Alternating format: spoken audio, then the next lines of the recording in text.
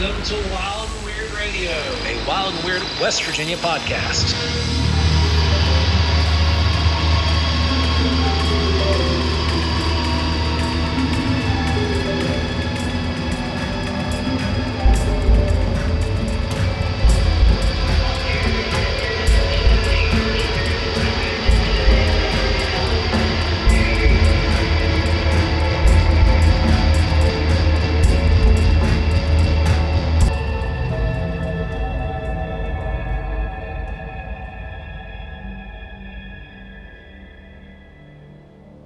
All around the globe and for years, witnesses have been reporting large black triangle-shaped craft floating over their cities without making a sound and then speeding away. Usually, these sightings are explained away as natural phenomena or aircraft information. Some believe these are modern phenomena linked to super-secret military aircraft development, such as the often quoted TR-3B. But there are ancient accounts which seem to show that these large triangular vessels may have been traversing our skies for ages. We look at several popular cases and discuss what could be behind the mystery of the black triangles on this episode of Wild and Weird Radio.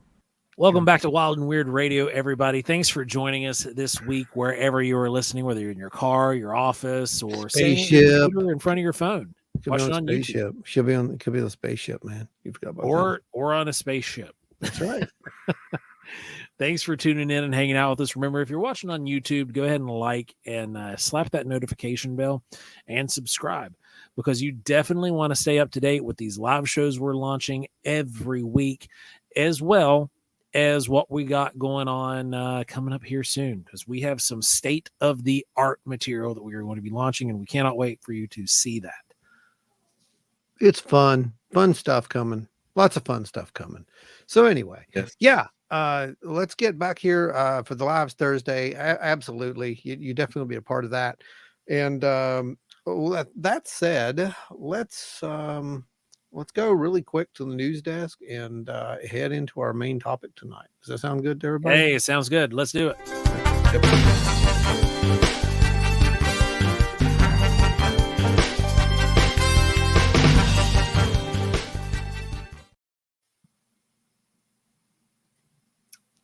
All right, what do we got coming across the desk, Brandon? Well, the one that I think is most interesting is that these super intelligent pigs are coming over from Canada and invading the northern part of the U.S. You just can't have super intelligent pigs taking over the U.S. Where are the raptors? Right? Wasn't this like a cartoon back when we were kids? I vaguely remember a toy line that had these pig commandos. You remember that? Man, there was wasn't there one in Ninja Turtles? There was one in Ninja Turtles, but I'm fairly certain there was some kind of like toy line that had like pigs that were. I think it was a sharks you're thinking about. No, that's Street Sharks. Jeez, I don't even know, man. Those will be next week. What else we got, Brandon? This is ridiculous. When I first heard about super intelligent pigs, I thought they were talking about Washington, D.C. Well, you knew that. Oh, yes, I found it. It's called Barnyard Commandos. Was totally I do kind of remember that. An action figure series. Yeah. Holy crap, they brought them back. There's somebody remaking these right now. This is great. I don't care anymore. Give me some news, somebody. For the love of God. This is, by the way, this non-alcoholic. This is Liquid Death. This is water, sparkling water in a can. These guys are brilliant. We're not a sponsor by any means, but we could be. Hashtag Liquid Death. It's right. Good stuff. So here's something Ron will find interesting. NASA has a new helical engine that can reach 99% the speed of light. So we almost can achieve light speed. Almost. We're almost there. But almost only counts in horseshoes and hand grenades. 99% isn't enough. I need them to rip a wormhole in Earth to find out how to get to light speed. Is that what Einstein theorized? Getting there. Hey, the Rosen Bridge. Yeah. That's the only way that you could do it with the Einstein-Rosen Bridge. Yeah. So, okay, with NASA's new toy, how do they know? Oh, you mean theoretically? How do they know? How do they know Theoretical. we can It's do theoretical. this? Well, there's some very smart people, Joe. They go to these big places called universities, and they get told that they know everything because they have a little degree at the end of So you're saying Yeah, I they're mean, I super found out how intelligent useful pigs. all of mine were during the pandemic. Wipe. yeah, Toilet pretty paper much. shortage.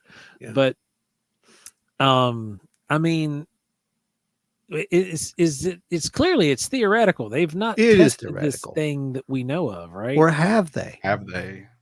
We don't know that. Maybe Do we? this is one of the things that Stanton worked on. Maybe because it's the exact same thing that we're kind of hearing. It's Yeah, Bigelow. because Terry did talk about that. it's He an did. engine that could possibly could get us into the next. Yeah, what didn't he call it? The fusion engine. Those were the fusion engines. Yeah, this Yeah. is a little different, but yeah, this is a pretty powerful device. So Bigelow also just invested all that money into space technology too. Remember? well, it's either that or it's reverse engineered goodies in Right. the private industry, which is the best place to hide reverse engineered goodies. Metamaterials came from somewhere. They sure did. See, the public doesn't question reverse engineering when they get a cool new toy. Oh gosh, no! You love your cell phones, don't you?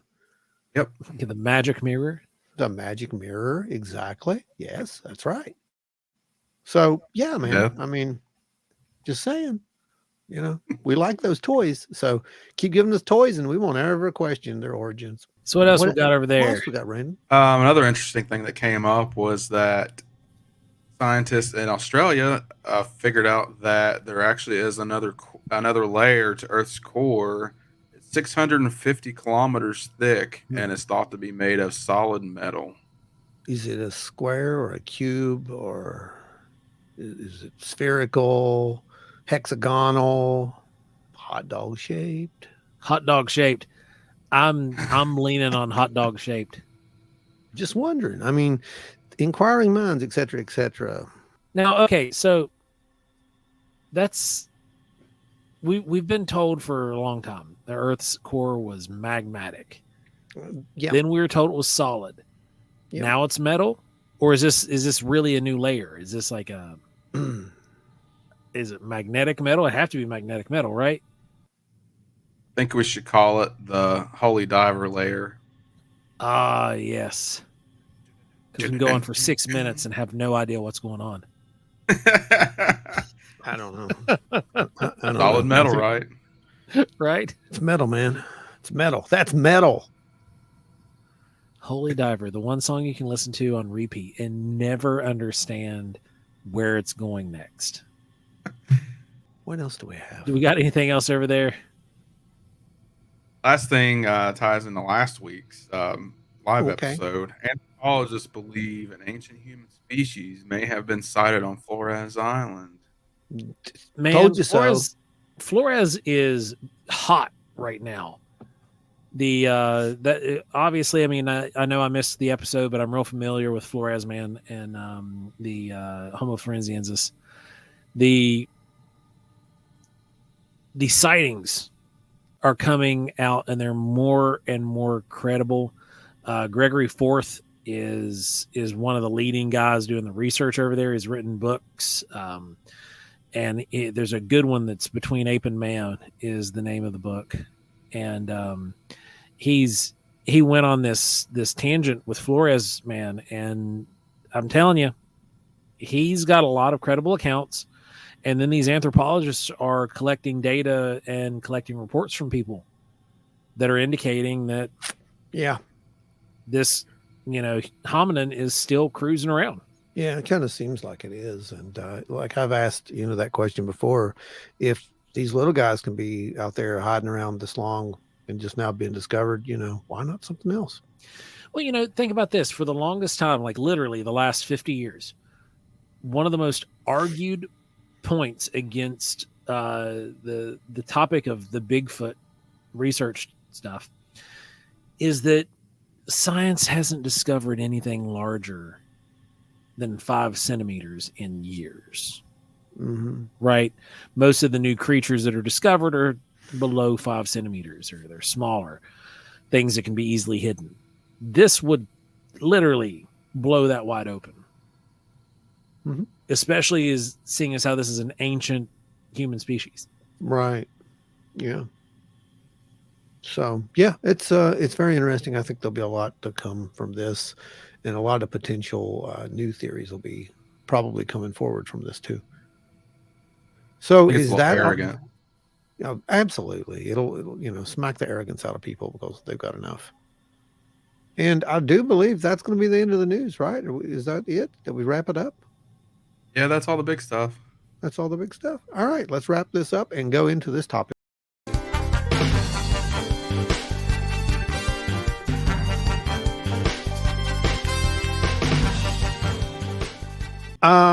So tonight's topic is a very interesting one. We all know that we've talked about UFOs multiple times and we'll continue to do so because, hey, let's be real. It's a very important topic right now.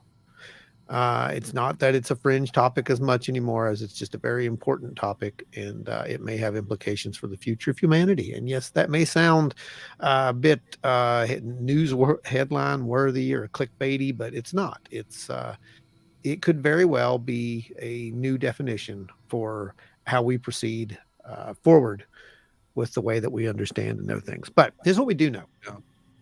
We know that the very first UFO sightings back in the day, they were orbs. They were glowing balls of light, right?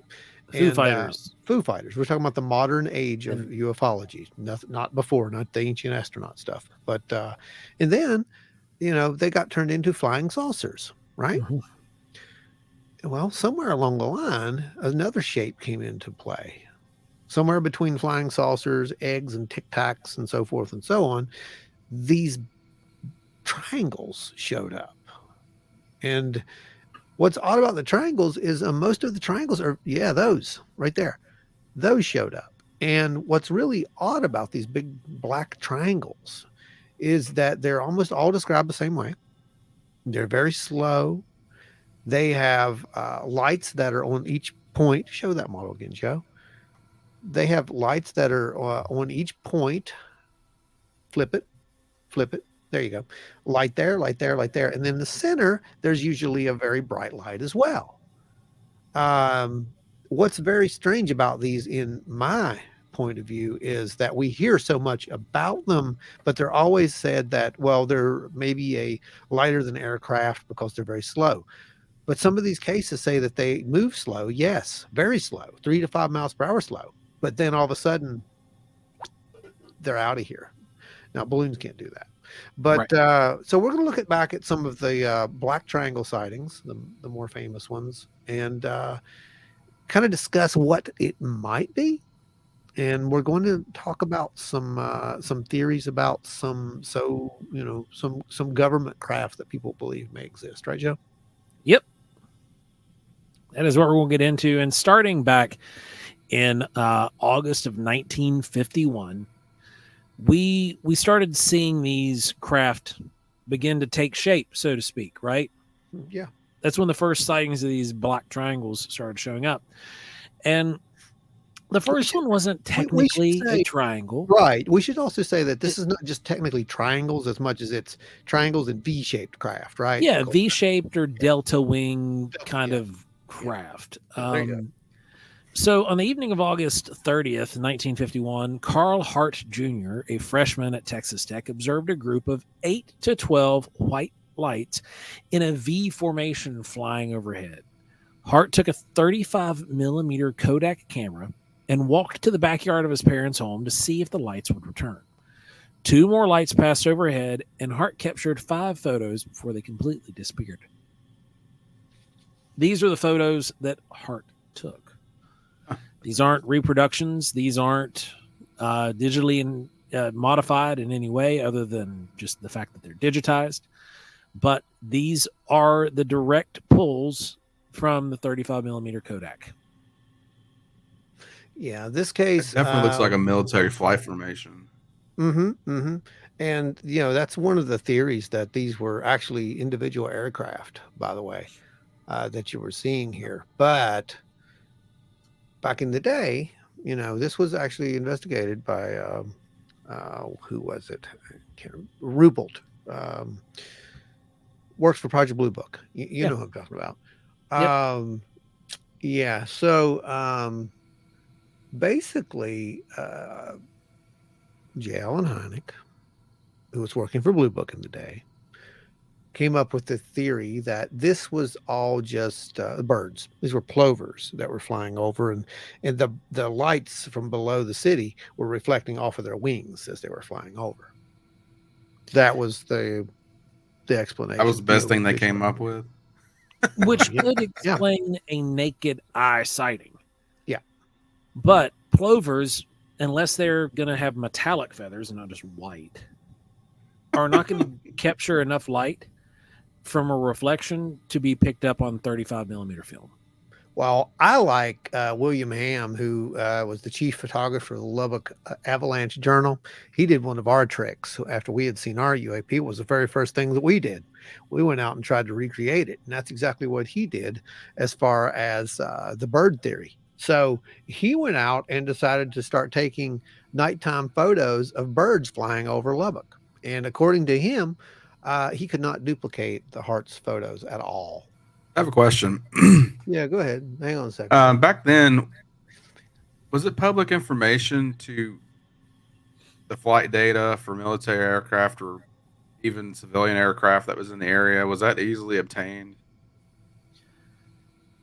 Figure out if it was military I or do not. not believe existed at that time. Okay.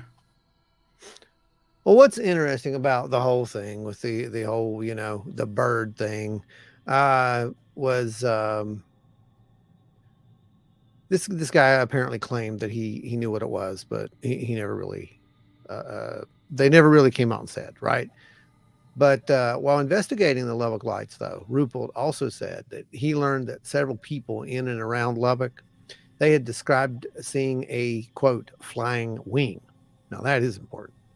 And that is very interesting to me because here we see witnesses seeing two different things that look kind of similar, right? Yep. Because we've seen, the big V-shaped thing, and now they're saying they saw this flying wing at other times. So one of the witnesses reported that on August 1951, she had observed a huge soundless flying wing pass over her house. Ruppelt knew that the U.S. Air Force did possess a flying wing jet bomber, and he felt that at least some of the sightings had been caused by the bomber, although he could not explain why. And according to the witness, the wing made no sound as it flew over. Again, this is par for these flying triangles. They're quiet, they're silent, they're eerie, is some of the descriptions that they put on there with those. Yeah, the dead silence is one of the things that goes in hand in hand, and these bombers back then were far from quiet. Far from quiet. You could hear them coming They were not and quiet. going. Very, Back very if you live in the easily. Charleston area, you hear them on a regular basis. Yeah, and when we had the air show, we were lucky enough to actually hear some of the old guys, and boy, you're not going to not Right. hear that. I mean, when you hear a B-17 flying over or something like that, you're gonna hear that. Of course, in Oh, the yeah. 50s, what would have been, Joe? In the 50s, that would have been It was the predecessor to the B2, and it did have a prop on it, and you would have definitely heard the brrrr as it was Oh, on yeah. its way overhead. oh, yeah. I can't remember the name of it. Well, while we're looking at this, if we fast forward from the flying wing, because it's almost like at that point we're talking about bees or boomerang shapes or Yeah. wings. We're going to fast forward up into the 80s, and in 1982 to I found 86, it is the YB-49. YB-49. Yeah. The YB-49, Northrop YB-49, was an American prototype jet-powered heavy bomber developed by Northrop Corporation shortly after World War II for service with the United States Air Force. Yeah, The that's it. YB-49 featured a flying wing design and was turbojet powered. Now, even if it was that, you would have heard that. Yep. But yeah, anyway, giant wings, flying wings. That's been a thing, and people think that that's when you hear that, it's obviously it's military. But some of these things are doing things that these jets and props can't do, right? Yeah, they are. They're doing things like stops, hovers, Yeah, um, all kind of that and the speed at which they'll take off, but mostly coming in at a very very slow speed, coming to a stop, or making turns that are just outright impossible. hmm Well, in the 1980s, between 1982 and 1986, New York's Hudson River Valley became a hot spot for a wave of UFO sightings. And they all involved a giant V shaped aircraft. These things were described as football fields sized, by the way, Joe. Massive, Massive massive crafts. craft. Yeah. And again, these are the same thing. They moved slow and progressively over the city, but they also did some other things which were very interesting. The incidents, they all began on New Year's Eve, 1982, when a retired New York City police officer and his son observed a massive V-shaped craft with red, blue, and green lights along the edges. And in the middle, it emitted a bright beam of white light that slowly shined down over his house as it moved over the neighborhood. Which, at first, anybody who's into modern aviation, you're hearing the collars of lights. You're also hearing about this big, bright white light coming from the center. It does sound like a, landing light. Except it emanated blue light as well, Right. which was different. Now, what was really interesting about some of the other reports that were coming out of the 80s was particularly, this is just one that stood out to me the most, is the one that was described at Taconic Parkway, where witnesses described a large floating city Yeah. with the same white center seen beaming down. Mm-hmm. Those are outstanding. Like a floating city. Yeah. That's It's huge. like a Vimana, right? I mean, How they were if described. Mana would almost be smaller than this, I would think. Yeah, this was a monster. Whatever this thing was, it was really, really massive. And they saw it for years. I mean, it would just show up on and off for years. And it got to the point to where the 911 lines were just inundated. Yeah. There were thousands of calls that were coming in. They couldn't keep up. They couldn't keep up. 911 lines would be dead. Yeah. These weren't seen by just ordinary people. I mean, they were seen by like officers. A lot of the main ones were seen by officers. And, one followed up and called the local air base, and they were like, nope, nothing's flying here. He thought it was a C-5 Galaxy, just because that makes sense. I mean, it's a big plane. It is huge. And back then they were brand new, and we'd never seen anything that large fly before. Yeah, exactly. But it wasn't it. And also, it was silent. And if anyone's ever heard of C-5 Galaxy, I live by the airport. I can tell you. I've worked on C-5 Galaxies, and there's nothing like that sound. Far from silent. Yeah. But another big thing in difference, though the C-5 Galaxy might look like it's moving at 3 to 5 miles an hour in the air. Yeah. This craft was viewed by literally thousands of people, and many described it as silently moving overhead at roughly 3 to 5 miles an hour. Yes, they did. And then this happens. According to a New York Times article published August 25th, 1984, officials at the time claimed the UFO was simply cleverly executed hoaxes. To them, the only thing unidentified about the flying object was the culprit behind it, alleging it was formed by, get this, 5 to 6 pilots flying in tight formation. One officer claims to have followed the V-shaped lights to Stormville Airport, where he says he observed a group of small single-engine planes flying in close formation with their undersides painted black, perhaps to keep them from being visible from the ground. The aircrafts were all rigged with bright lights and alternating colors. No, it gets better.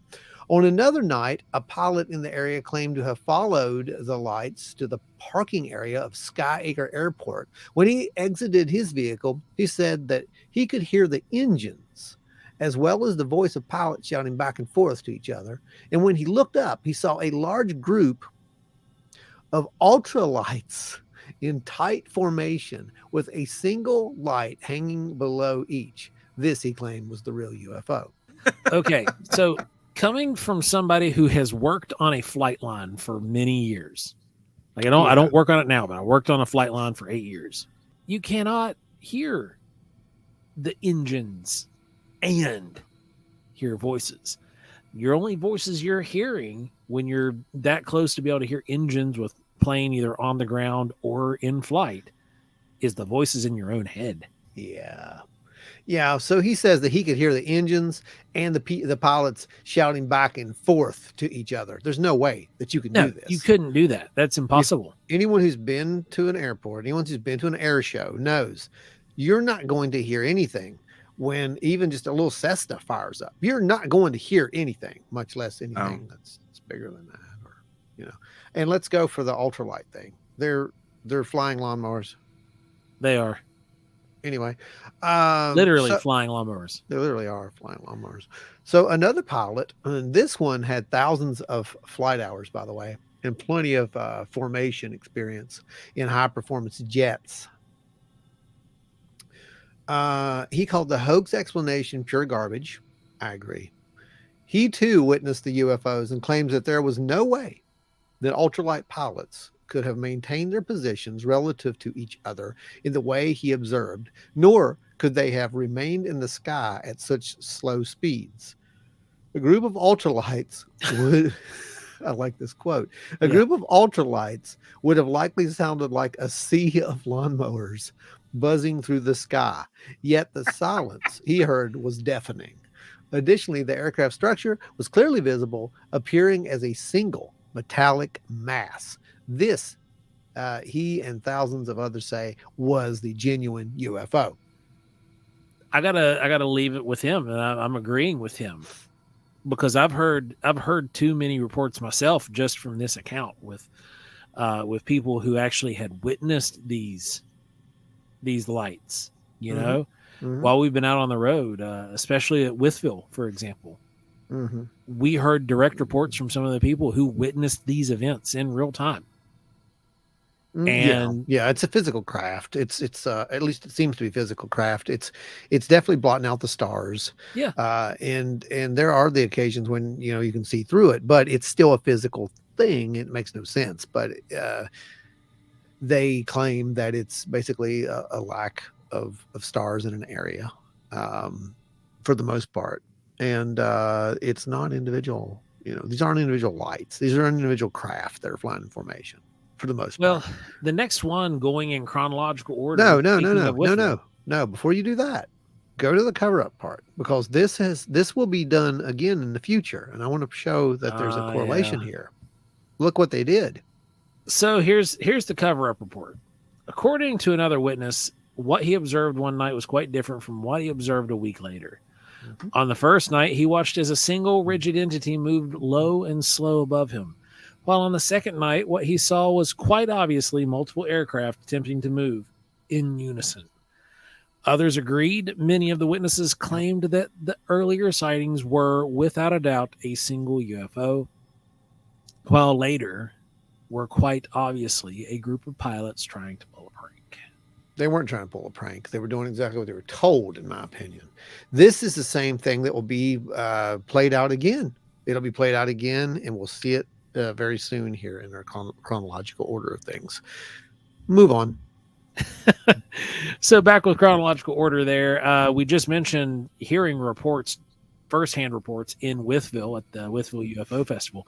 Yeah. Is coincidentally 1987 the beginning of the Withville UFO flap. Yeah. And although there was a T-shaped craft that was observed there, which was one of the primary ones, and the round one that we made the model of as well. There was a huge, or not really huge, but a very big black triangular object that was spotted, or at least a triangular series of lights, I should say.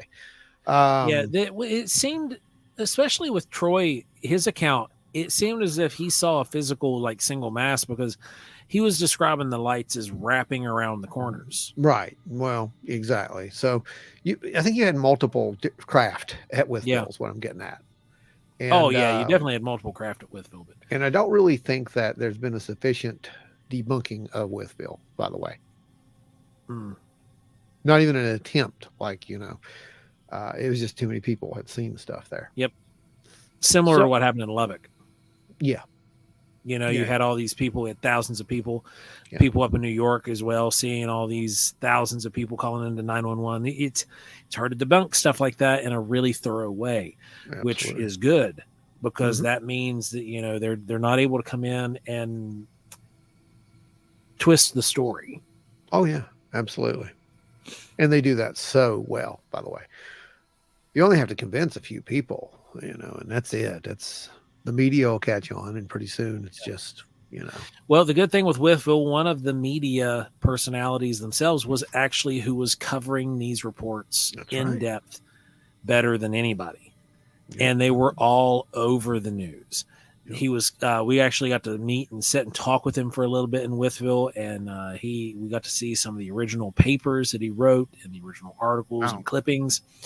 It was amazing.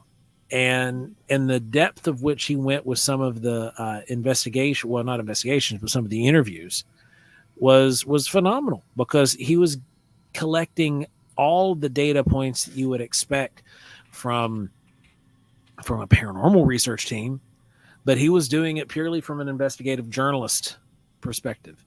And he was trying to get to the bottom of what was going on at Withville. And there definitely seemed to be something going on. Mm-hmm. Yep.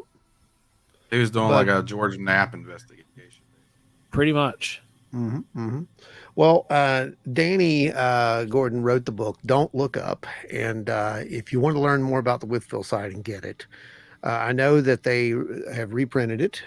The Yep. original ones are a little much, but they have reprinted it, and you can pick one of those up. Incidentally, the Withville UFO Festival, it will be coming up again this year. And and we're going to be guest speakers again. yeah, we'll be speaking there. So definitely try to make your way out there. And I believe Danny's going to be there again. I'm not sure, but He's on the roster. is he on there? Okay, good. Well, so yeah, so come out and meet Danny and listen to the stories that he has to tell. And you're probably going to figure out that some of these things, there's a little bit more to them than birds and ultralight vehicles flying around. The next famous one is another controversial one. And a lot of people became aware of the black triangles, or the triangular shaped aircraft, thanks to Unsolved Mysteries, which focused that and sightings, which had focused on the Belgian waves. And that was from 1989 to 1992. And these went on for a while, and they all involved a triangular craft, a massive triangular craft. Like Again, dozens of pictures of these things too. they have pictures of them as Yeah. well. A lot. And Really good. Oh yeah. But Yeah, so the Belgian photographs are great. Yeah. So the wave began in November 1989, and the events of the 29th of November were documented by over 30 different groups of witnesses, 3 separate groups of police officers. All of the reports related to a large object flying at low altitude. So again, very big craft flying at a very low altitude. And why that's important is because these things are kind of moving so slow that if it was a conventional aircraft, it's just not going to be able to do. Right. It's going to eat the dirt. Like, Yeah, it's this not is, going to be able to do this. It's this going to is stall something out. that seems to be pushing itself against the earth in some way, shape, or form, Yeah. breaking conventional laws of physics, because there's probably some sort of propulsion. It's something. The craft was of a flat triangular shape with lights underneath. It's a giant craft. It did not make any sound. It moved slowly across the landscape of Belgium, and there was free sharing of information as the Belgian populace tracked the craft. So everybody was talking about this thing. This wasn't one of those situations where there was a sighting and then all of a sudden everybody was quiet about it.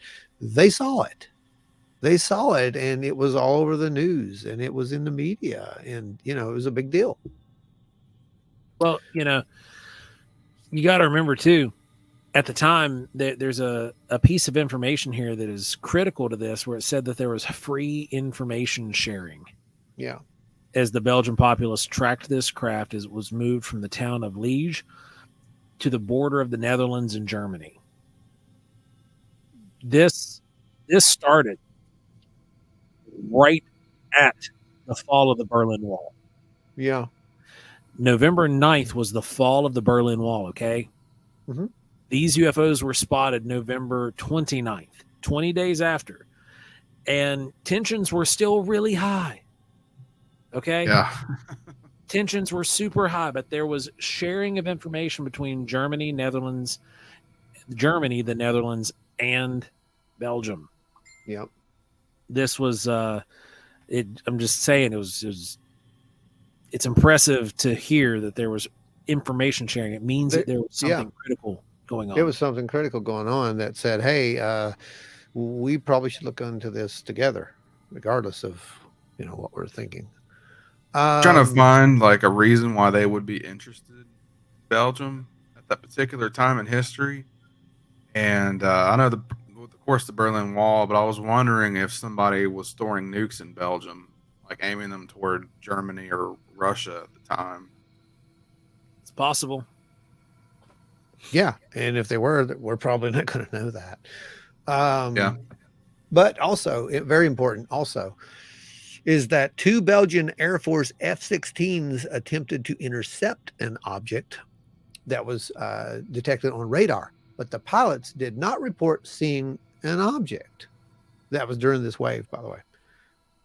If they were balloons, helicopters, ultralights, etc., I'm pretty sure those F-16s would have probably found them.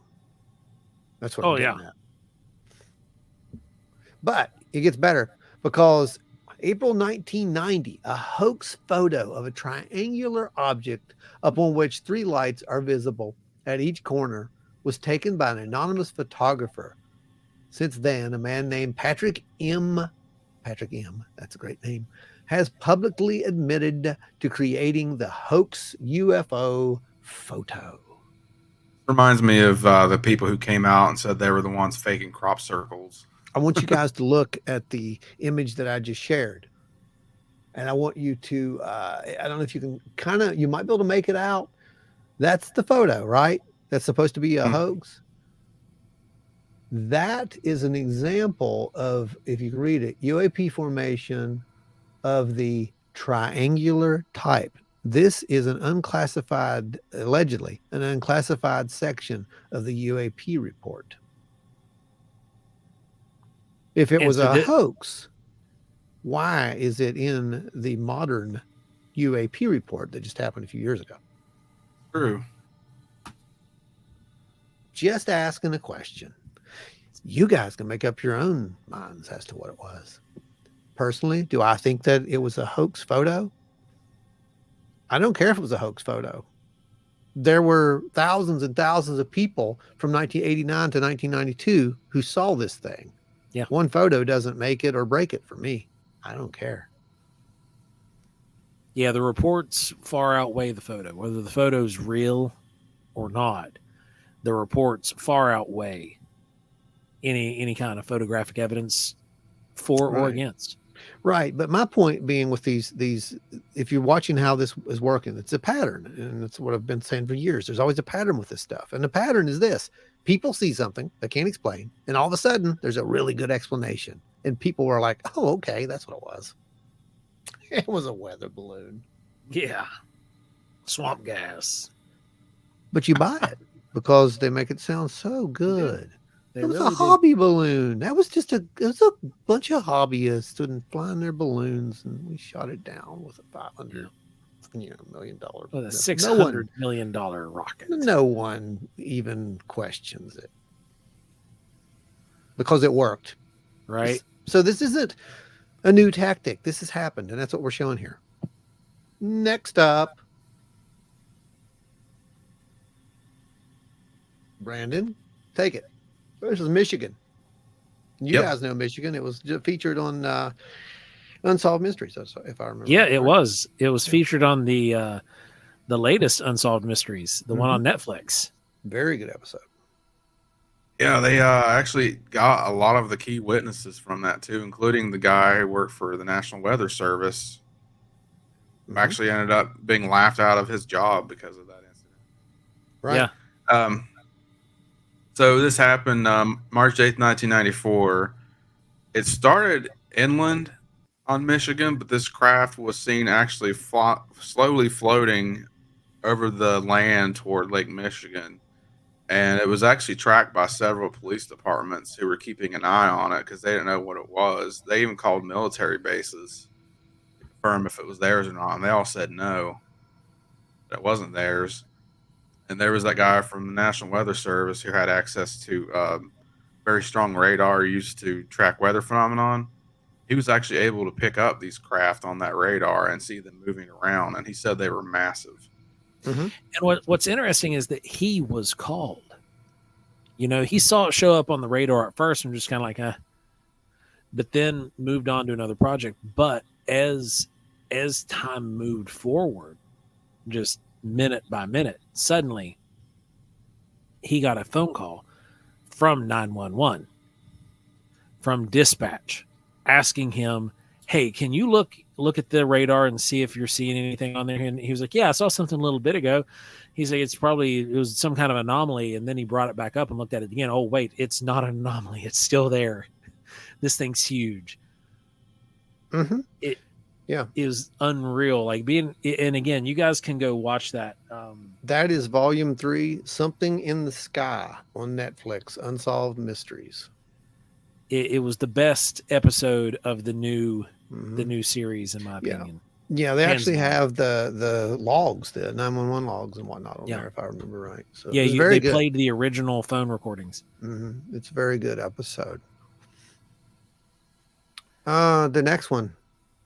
The next one is probably the most famous, other than Roswell, the most famous UFO incident in history. That is the 1997 Phoenix Lights incident. Now, this was a widely reported instance of black triangles. They wound up dubbing it the Phoenix Lights event, during which multiple unidentified objects were observed near Phoenix, Arizona. We know our good friend Jamie Snell was actually one of the original witnesses as well. And this was videotaped by both the local media and residents beginning on Thursday, March 13th, 1997.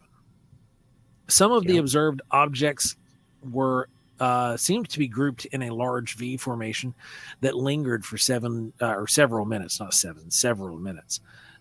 Some of the residents reported one of the black triangles to be over a mile wide, and that it drifted slowly over their houses, blocking out the stars of the night sky with its mass. That was actually on CNN. I remember when this happened, I had just come in from somewhere. I don't know what I was doing, but I remember seeing this on CNN and hitting record on the VCR, because they used to collect weird stories like that back then. Of course. I mean, I had to do it. That's what I do. That's how if I wasn't like, if I would have had control over the VHS, because I do remember this happening as well. I was with my grandmother, and we were stuck, and she came and grabbed me. She was like, "It's cute," because me and her, we used to sit and watch Sightings and all those other shows together, and she was amped, and it was something else, man. Like seeing it in real time, like you were saying, it was quite the experience. It was, and to hear you remember the CNN report, and you don't see this much anymore. I actually tried to find it. I only found it a few times on YouTube. They're interviewing the witnesses in the town, and it's exactly what that one guy said. It was it blotted out the skies over the entire neighborhood as it moved over. Yeah, they could tell the shape of it because you could see the outline of the stars on all the borders. Blotting out. I heard an interesting story about that sighting. So there was actually a celebrity who witnessed this too firsthand. Yes, from Kurt an Russell. aircraft, no less. That's right. He was in his own Cessna, and he was flying it over Phoenix at the time and saw this thing. And he did an interview, I think it was like in the mid 2000s, but he wouldn't say it was a UFO because it wasn't cool back then. But he just said he witnessed it. Yeah. He was one of the first people to call it in, too. Now, it started at 7:55 Mountain Standard Time. This is important. And this was in Henderson, Nevada. Remember, Phoenix Lights, Henderson, Nevada. Not that, I mean, it's kind of far, but not terribly. 7:55 p.m. Mountain Standard. Henderson, Nevada, reported seeing a large V-shaped object traveling southeast at 8:15 p.m. An unidentified former police officer in Paulden, Arizona, reported seeing a cluster of reddish-orange lights disappear over the southern horizon. So this was tracked over multiple cities, over 2 states, moving slow. There are 2 videos from this incident. One you see a lot of, the other one you do not. The 8 o'clock or 8:15 incident or whatever it is, the one around 8 o'clock is the one you do not see that much of. Yeah. That is the original sighting that took place. It's remarkable. Pay attention And- to what happens at 10 o'clock. Approximately 10 o'clock that evening, a large number of people in the Phoenix area reported seeing a row of brilliant lights hovering in the sky or slowly falling. A number of photographs and videos were taken, prompting author Robert Schaefer to describe it as perhaps the most widely witnessed UFO event in history. An official report from the U.S. Air Force concluded that the military had been locally testing aircraft-launched flares during that time period. Yeah. That's because that's exactly what they did at 10 o'clock to go in and cover up what people had actually seen. Yep. It's the exact same thing that I said to pay attention to before. It's the exact Except for they were same faster thing. on it this time. They were a lot faster. It wasn't a couple of days or like get out there, drop them. Yeah. This was 100% faster than you better get out there and get some ultralights flying around in formation. And what does that tell you, though? What does that tell you? What does what tell me? That sighting occurred at 8:15. Yeah. The ending of the sighting was at 8:15. By 10 p.m. By 10 p.m. they were already done. And we know this because we've talked to people, and we won't say anyone's names, but we've talked to people who were around there. Yeah. And yeah, it was madness. The town was absolutely crazy. And what Yeah, pretty much event all that of took place Phoenix with came out to aircraft see this. Here, what's that, Joe? the event that took place with the aircraft, we were told you could audibly hear the aircraft. You could not hear the lights. You couldn't hear them.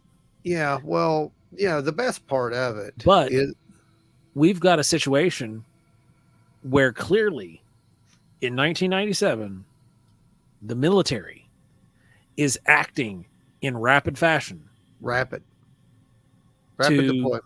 to cover up or debunk or try to wash away a widespread sighting. In near real time. Yeah. In near real time. And Because to get from the Air Force Base to the area where in Phoenix where this took place, it's about a 45-minute flight. yeah, it's not very far away.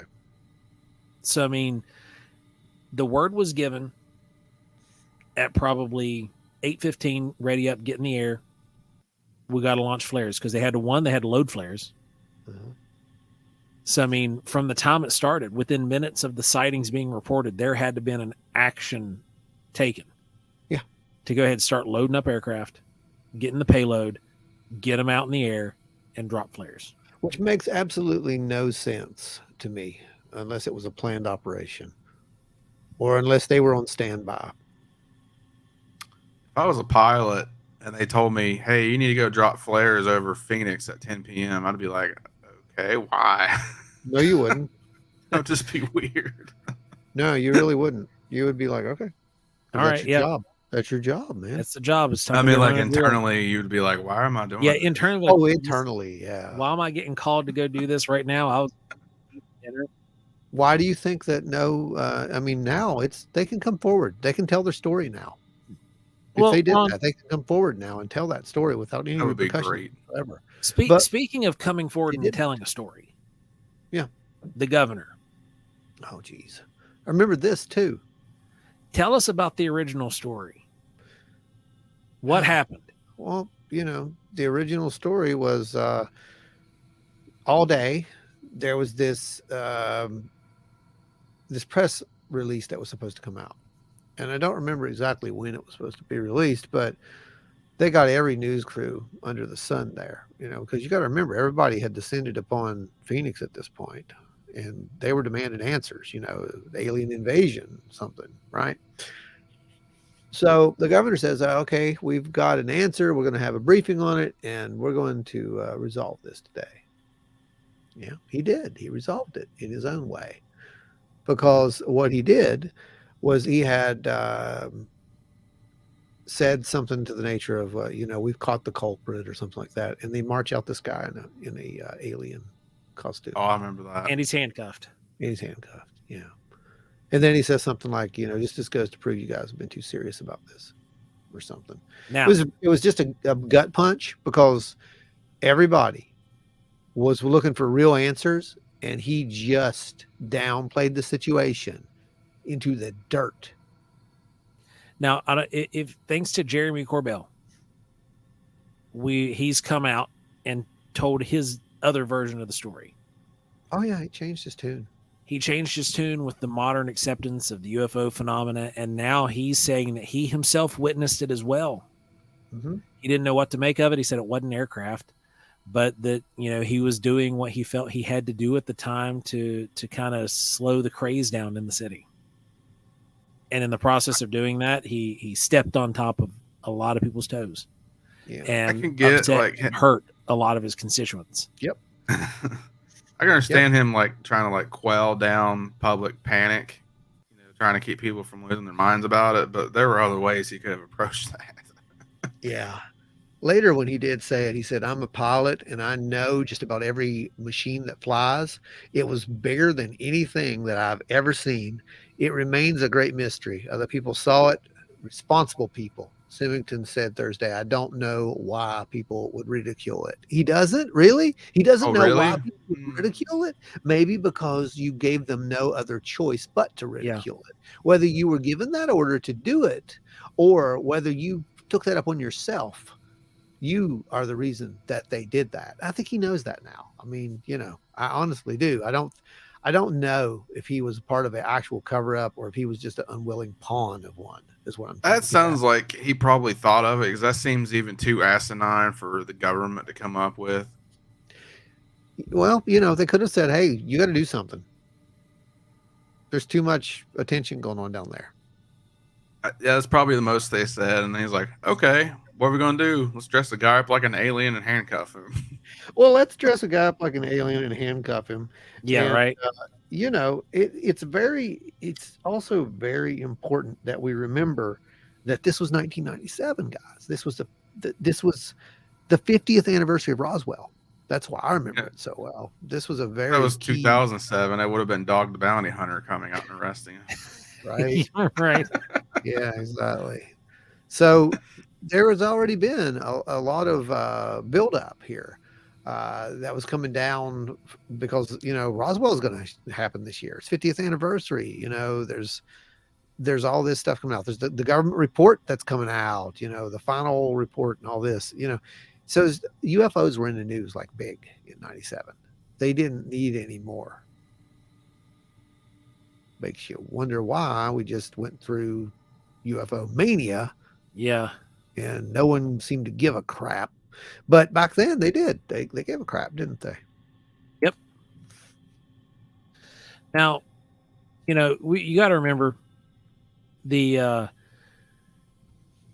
time was 1997. X-Files had been out for what, I think 3 or 4 years at that point. Yeah. So I mean, UFO mania was starting to take on a second craze, and the not what the governor was trying to, I guess, quell Well, some craziness going on, but Yeah. it still, the way he did it was so bad. Yeah, it really was. And especially now to go back and double down, or not double down, but double back on his original actions. And it's admirable to a degree, but at the same time, like, man, if you didn't buy it then, why are you doing it now? Like, why? I guess you got to come clean. But Yeah. well, moving forward up to the year 2000, we have the St. Clair Triangle, the UFO over Illinois, the Southern Illinois UFO, or Highland, Illinois UFO. This sighting occurred January 5th, 2000, over the towns of Highland, Dupo, Lebanon, Shiloh, Summerfield, and Millstad. But, it's okay, guys, because that just turned out to be an advertising blimp. Right. Operated by an American blimp company. According to the FAA, the ABC, American Blimp Company, was operating an advertising blimp. Yeah.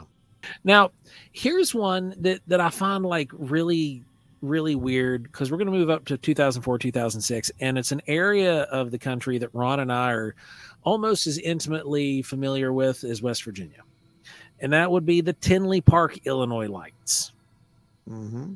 We spend quite a bit of time in Tinley Park, and for the last like 10, 11 years up until this year, like this is the first 2 years we've not been up there for a couple times. But there's a huge show up there that we always went to, set up at, and hung out with people, and we would try to talk to people about these things. In 2004 to 2006, 3 red lights hovered in a triangular formation, and they were seen by multiple witnesses in Tinley Park, Oak Forest, and in Illinois. And they were seen multiple times over a 2-year time frame.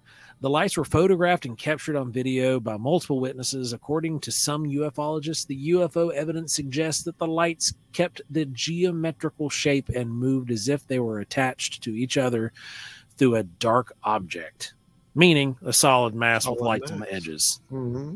That's right. And the incident was actually featured on a Dateline NBC episode, by the way. That was in May of 2008.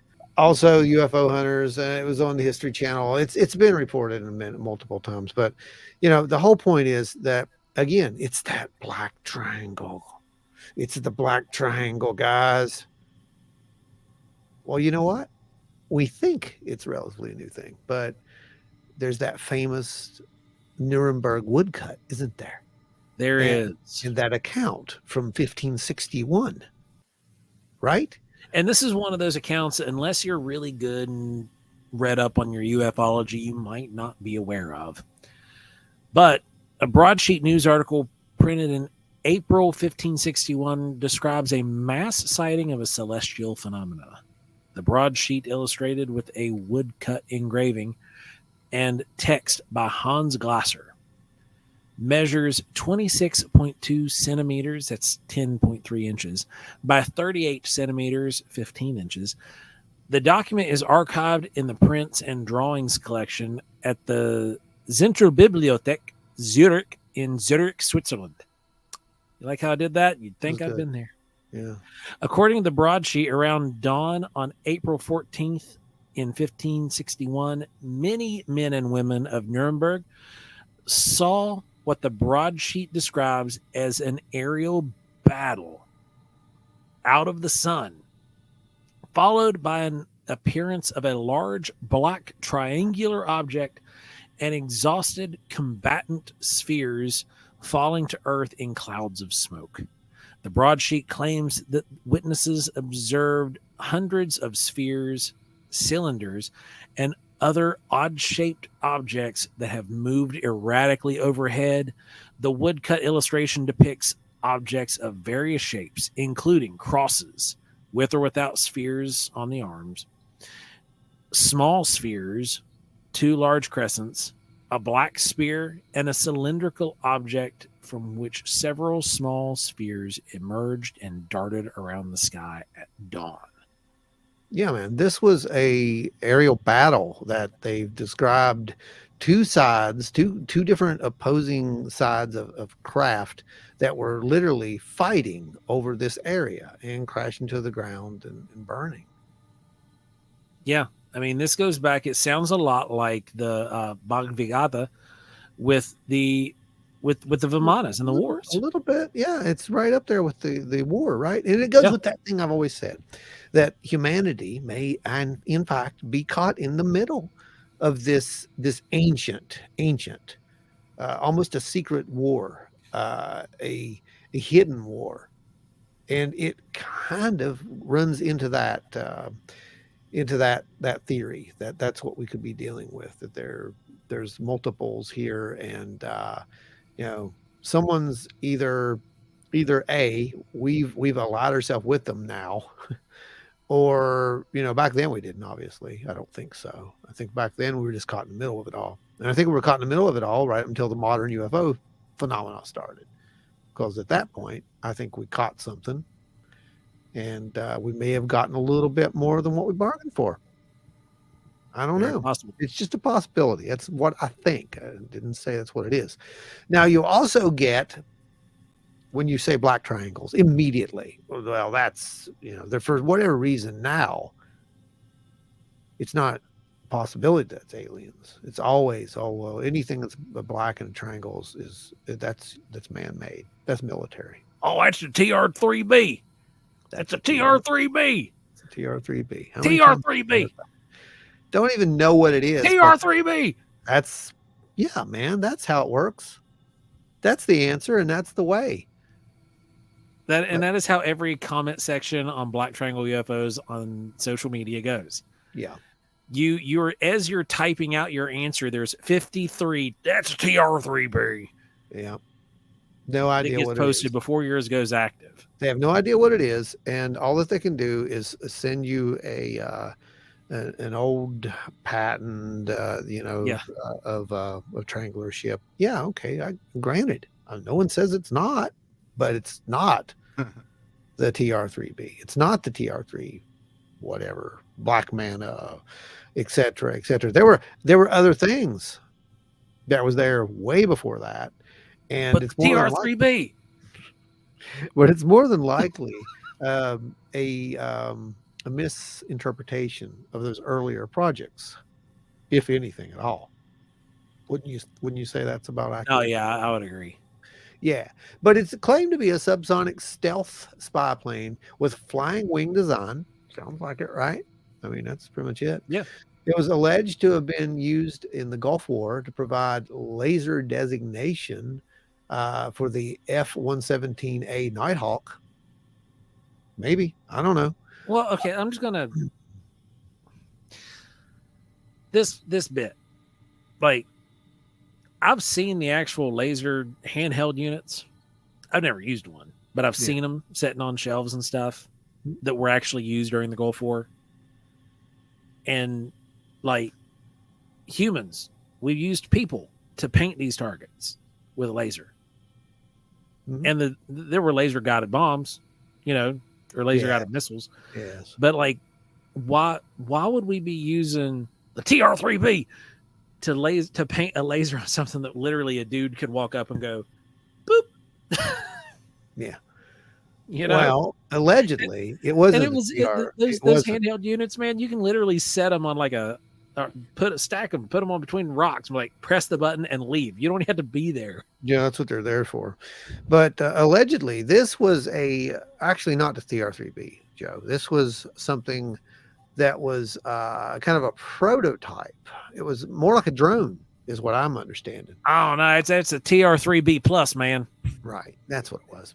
And it was supposedly flying in conjunction with these and painting a target. I don't understand that and in any way, because it makes no sense to me. That's what they want you to say. Because it's a TR-3B. That's what all them black triangles are. Right. Project Bluebeam. TR-3B. Oh, ouch. There's that. So basically, this guy has a great theory, and I agree with him. The TR-3 was a badly garbled version of Tier 3 designation. Okay? TIER3, Tier 3 designation. That is for a secret program that was called Quartz. It was ultimately canceled.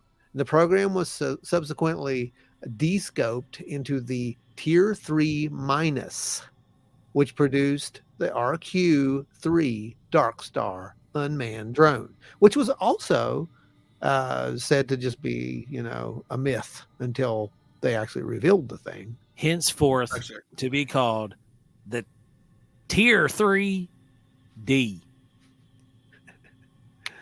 So It's the new conspiracy, guys. Just is remember it? that hashtag Yeah. TR3D. Oh, 3D. I got you. Yeah. So anyway, 3D, baby. right. So the original tables. yeah. Somebody So out there got that joke. the original TR3B Black Manta conspiracy theory basically states, that this thing was it was designed the way it was designed, right? It was like Yeah. it's this reverse engineered thing, or either it was man made, whatever. But there's models of it that exist, even though no one's ever seen one. But it was supposedly the replacement of the SR-71 Blackbird. And I can see that because we said when they retired the Blackbird, I mean, what's going to replace it? Everyone. Well, and it was a natural order of things. Yeah. The Blackbird is the miracle of modern engineering. It defied logic on how this thing was built and flew because it had to reach a certain speed and altitude or else the panels were going to fall off. Right. And it had to reach that speed and altitude fast. Oh, yeah. So having some kind of craft to be able to replace that is real quick on the docket from the day you say, yeah, let's fly this thing. You're already planning the replacement. Well, they proposed a variation of the B-2 bomber called the RB-2, and it was redesigned weapons bay for reconnaissance equipment. It was a spy craft, is what we're trying to say. It was a thing by McDonnell Douglas, and they proposed a ballistic hypersonic wave rider re-entry vehicle. That was the name of it. So this is what it would do. This thing used something, and you might be familiar with this, Joe. I don't know. It kind of sounds interesting to me. It was the part of the Tier 3 maneuverability for extended sensor coverage and time over target. So basically, that kind of sounds like to me it can hover, or it can linger. It can slow down and linger over a target. So for the first time, Lockheed incorporated something called active stealth features. Now, active stealth is not jamming, but it's a method of deceiving or spoofing. We've talked about this. Yep. Enemy sensors over a broad range of electromagnetic spectrum. Instead of merely absorbing and redirecting the radar as previous low observable aircraft had done, the Tier 3 was capable of intercepting the signal and sending back a phase conjuncted pulse injected with the noise, essentially canceling out the enemy radar system by burying the signature of the Tier 3 in normal background noise. It hid in plain sight. Yep. Now, visibly, you'd be able to see this thing with the naked eye, but if you're just sitting in a dark room with radar all around you, it's going to blend into birds. It could be hovering over top of your command post. If you weren't out there looking, you ain't going to see it. Yeah. So, allegedly, they made a demonstrator aircraft in the summer of 1992, and by 93, a manned prototype aircraft had been completed and was in test on a restricted range in the Southwest. We're not going to say where that's at. A manned version was used to reduce risk that was involved. The prototype was at the time the most advanced stealth aircraft flying, and as a result was one of the most expensive aircraft ever built. Program managers had insisted on having a man in the loop after learning from the experience with other UAV programs that unmanned vehicles are prone to software bugs and tend to crash and burn, paradoxically. That was also what happened to the Tier 3 Dark Star. A number of observers reported seeing large boomerang-shaped aircraft over and flying at near walking speed. What's that sound like, guys? I mean, it does sound like some of these craft. It does, yeah, because it's moving at speeds between Yeah. 3 and 5 miles an hour. If near It's, walking speed, it's an average walking human beings moving can about 3 miles linger, an hour. right? It can linger, and then it can just take off.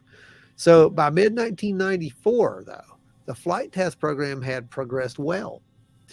Many milestones had been achieved, but the cost of production was much more than the customers were willing to pay. They built one, according to this, right? Many sources within the Air Force and intelligence community referred to the Tier 3 as the most advanced aircraft ever produced. So advanced that if one was to crash over hostile territory, the U.S. would have to, quote, bomb that country back into the Stone Age I mean, isn't that what we do to protect anyway? the technology used in the Tier 3. No, it's not what we do. But There this was thing, also an SR-71 got shot down, I think, over Germany during the Cold War. there was also the, what's the plane that they still use? The U-2. Remember the whole U-2. Gary Powers thing, right? So, yeah, but we're talking about literally destroying a country to scuttle this thing. What in the world kind of technology is on that thing? I don't That's know, what but I happened sound in dumb. Iraq. Yeah, I don't know, but What did you say? Maybe that's what happened in Iraq. Yeah. Is that what you said? maybe that's what happened It's for real, dude. possible. They're like, oh, they're keeping it here. Okay, well, Let's fix that. let's fix that problem right now. We just need an excuse. Sorry, I cut out for a second. There's a conspiracy theory that we actually invaded Iraq because they found the body of Gilgamesh. Have you ever heard Yeah, it that was either one? the body of Gilgamesh or the body of Nimrod. Oh, Yep. I hadn't heard Yeah, that. that's one of the fun ones. That's a dark rabbit trail we Oh, can go down one day. Oh, yeah. well, anyway, the governments did take these things seriously. Obviously, they ended up in multiple investigations, and the one of the first was that Project Coding, Codine, whatever. That was from the British government's defense intelligence staff, and that was between 1997 and 2000. And the declassified report from the UK Ministry of Defense, yeah, addressed the unidentified aerial phenomena within the UK air defense region. They, as for their conclusion about the analysis of black triangles, the report included the statement that, quote, the majority, if not all guys, of the hitherto unexplained reports may well be due to atmospheric gaseous electrical charged buoyant plasma Atmosphere gas. that are capable of being transported at enormous speeds under the influence and balance of electrical charges in the atmosphere. The This just report sounds like circular reasoning. The report also notes that at least some of the Black Triangle observations likely arose from meteor entry into the atmosphere because, What they're meteors saying is- travel. I think it's light speed farts. No, what they're trying to say is that there's something blowing around in the atmosphere, right? And every now and again, a charge builds up on it and builds up on another one. And it just builds up on these three corners and makes this glowing plasma thing with lights on each side. That is the most pathetic excuse I think I could have ever come up. I couldn't have Doesn't never. even make sense scientifically. So here's how I envision this going down. Terrible. That's Somebody terrible. walks into a dude's cubicle and says, "Hey, You better figure it out real quick." I need to know a good excuse for this." He's mid drink through coffee and then sets the coffee down and says, swamp gas. No, we already used that one. Space gas. Yeah, man, That'll do. Write it up, make it happen. I swear, dude. But what does that tell you? I mean, it tells me that we're very desperate to explain these things away. Just like every single one of these, we've tried to explain them away. So what's so special about the black triangles that we have to get in there and almost in near real time explain them away? Jeremy Corbell did the same thing with the footage right before the UAP report came out. He released that footage of the triangles over the ship, and all of a sudden they crucified him. Those were just bokeh. Those are bokeh. Yeah, everybody. I remember that, man. Everybody was like, "Oh, that's bokeh effect. Don't worry about that. That's it." It's Okay. caused by the aperture in the night vision. You don't get Joe, bokeh on have we thermal. had, I was going to say, have we had bokeh on our thermal? Never once. Okay, I didn't. Never once. Okay. Not one time. We've looked directly at a light. We tried to actually do it just playing around when we were up at one of the parking lots, had the thermal, and I even put the a street light just barely in the top right and top left corners of the frame to see if I could replicate some kind of a bokeh effect. So let's go off of this. If it wasn't bokeh, if it wasn't thermal, maybe they were shooting with infrared. Well, I've even tried that with the infrared. Or they were shooting it with lasers from the TR-3B. No, they could have been doing that. That's probably what it was. But no, like TR-3B backfired. That's right. That's right. The exhaust backfired on the TR-3B. That's what caused this. Yeah, that's it. Uncle Buck's car. I mean, guys. Okay, so but no, for real, the excuses that they were coming up for that footage were just freaking bonkers. No, they're they were using terms that most people aren't familiar with, except for people who are like using Instagram filters and says, "Oh, I know what the bokeh effect is. It's a filter on my phone." Not that it's a real camera happening with lights and effects that could happen on a natural lens, but that they're just thinking, "Oh yeah, everybody's just going to buy this. They'll take that. They'll hear that." Because not everybody has a thermal or a night vision equipment. They can't go test this theory. They're just going to believe it. Yeah, this was ludicrous to me and desperate again, because for whatever reason. Yeah. Owns thermal and night vision equipment. We go out and we blow it apart. Black triangles are definitely something. There's something. Yeah. And to me, they do represent another part of this phenomenon. They don't seem to be the same thing as our orbs or these spherical ones or the shaped ones. They seem to be something that stands aside. And that, to me, goes back into the whole, thing that was reported over Nuremberg, this secret, battle, the secret war or whatever that's possibly going on.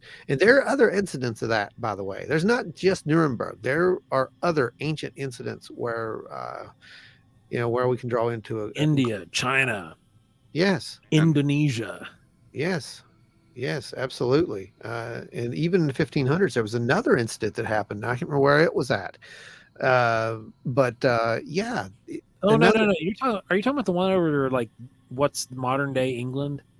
Maybe.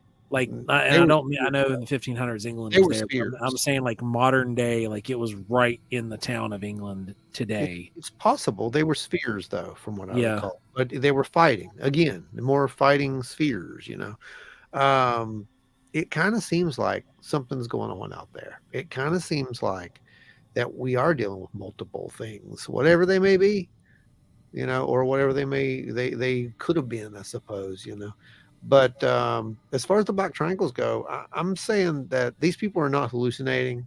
These are not ultralights. These are not planes flying in formation usually. There's something there. It's a physical craft, whether it be a giant stealth balloon technology kind of thing. And that was a possibility, by the way. That could have been, because, they did move slow and we were testing those. Yeah, there was a time where they were actually getting ready to bring dirigibles back, believe it or not. It was a big deal, and it was just back in like around 2000 or so. And then I guess it was impractical. I don't know why. Probably afraid that drones would take them out, or thank God they didn't do it, because they'd be shot down now. But couldn't resist. Right in the side of it. I will Yeah. never. I will never let them live this one down. It's not going to happen. Oh man. Yeah, man. But I'm with you, though. I think that too many of these witnesses were seeing a physical craft. We've actually spoken to too many of the witnesses to believe otherwise at this point. we've had multiple witnesses just come to the collective And, and tell us that they've seen triangular yeah, shaped craft. and There's been how craft many over of those places. are firefighters, law enforcement, military folks? They're Yeah. reporting those in like a large number. They know what they're seeing. I mean, and yeah, sure, some of these, people, they may be seeing a plane, but what have we always said about that? A plane's going to have indicator lights. It's going to have it's going to be there's going to be strobes on it. You're going to be able to see the colors. These things are different. There's almost always that bright center light that just doesn't make sense. Sometimes it's shooting beams at the ground. I mean, some things they didn't say about this whole Belgian thing was some of those things were actually reported to like drop off. I believe they were dropping off other spheres or something from the bottom of them, and they were. Well, yeah, traveling. when that is some of the ones that came out of the Belgian report was that there Yeah, it was was. years Yeah, dropping. yeah, it's completely glossed over in the explanations, but that's how debunking works. They focus on the one thing they can explain and then wipe away the things that they can't explain as they never happened or they're not that important when they are totally important. So, anyways, black triangles definitely a thing. I think personally, if you've seen a black triangle and you would like to tell us about it, we believe you. So by all means, reach out, tell us about it, and let's add that to our data as well. Yeah. Because these things are real. I don't know what they are, but they're real. And to this day, Joe, we still haven't seen whatever that was that I saw flying over. Oh, Mothman. Yep, that's never Yeah. still that. There's no plane profile that has matched that, Yep. and that was in broad daylight. 2 of them flying over. Yep, that was weird. They were clearly Right armed. over the festival, over top of everybody. Oh yeah, ripping the sky open, man. Loud as all get out. Yep. Well, guys, like Ron said, if you've seen a black triangle UFO or any kind of UFO for that matter, feel free to send that report in over at wildandweirdwv.com. You can click on the report a sighting tab. It's going to ask you a series of questions, and then you hit send, and it will put it right in our mailbox. If you've had some other kind of strange sighting, remember, you can always use that same website address. Go to the Contact Us tab, hit that, send it in. Let us know everything about the report. We'll be in touch with you. If we can't make it out to investigate your sighting, we will find somebody who can. Next up, like, share, subscribe, guys. We're growing. We've got all kinds of people who are following us now. We really appreciate you guys.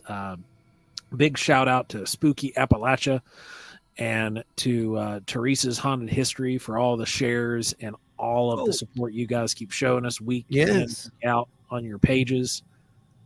It's huge. We can't tell you how much we appreciate you guys. We're going to figure out a way to show you somehow because you two have been leaders of in the pack for helping spread the weird. And remember, always, always, always, you can go and support our show for free by just clicking the like button. Click the like button, share it with a friend. That's Go watch some videos. That's all you got to do. Everything else on our show is completely free to you guys. And if you do want to support us, head over to our website, click the shop tab. We're going to have some stuff up there soon. I promise. Right now, I think there's only like one thing in the shop. There's but nothing in the shop. We're going to get that fixed really soon. Shirts. There's some cool shirts though. You can go. There are some cool shirts over on TeePublic and Redbubble, but I've got some stuff on the desk that we're going to start getting out here soon. It's over here in the dark. You can't quite see it all, but there's stuff laying there. You can see that much. And we're going to get some pictures of that put up and put it up on Etsy. That way you guys can get some merch sent to your home. Joe, where can these nice people see us next? The next place you're going to be able to catch us is going to be on our live show. If you want to come meet us in person, our first show of the year is going to be at the West Virginia Monster Fest in Richwood, West Virginia. Monster Con. West Virginia Monster Con, April 28th, 29th, and 30th. I know that we're going to be there the 28th and the 29th, I believe. I know for sure the 29th. I believe we're going to be part of a VIP event on the 28th. Oh, we are. Yes. Then Then the very next thing you're going to be able to find us at is at Ohio Bigfoot Conference. It's one of the biggest shows on the East Coast, one of the biggest shows in the country. You definitely want to come check it out. We will be there set up at the table. We're going to have the wild and weird radio stuff, plus all of our merchandise and research materials on the table. You do not want to miss it. Both of those shows are going to be a big time. They're just great shows. So, yeah. And also, big shout out to Seth Breedlove and the Small Town Monsters crew. I forgot about Seth. We were out filming with them this week for the newest series of Sasquatch Unearthed. It's going to be great. It was the second time.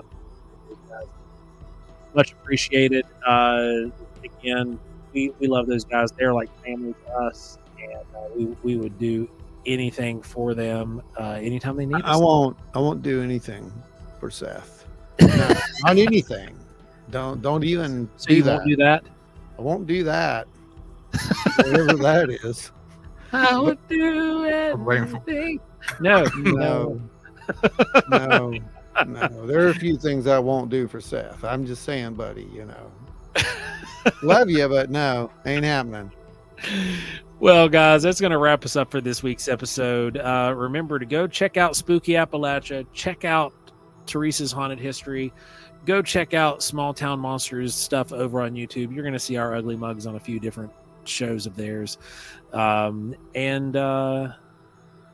until next time, remember, if you or a friend have seen a black triangle floating in the sky, just look at it and point and yell to the top of your lungs, "It's a TR3D, baby! Woo!" Stay wild and weird, everybody. Seriously.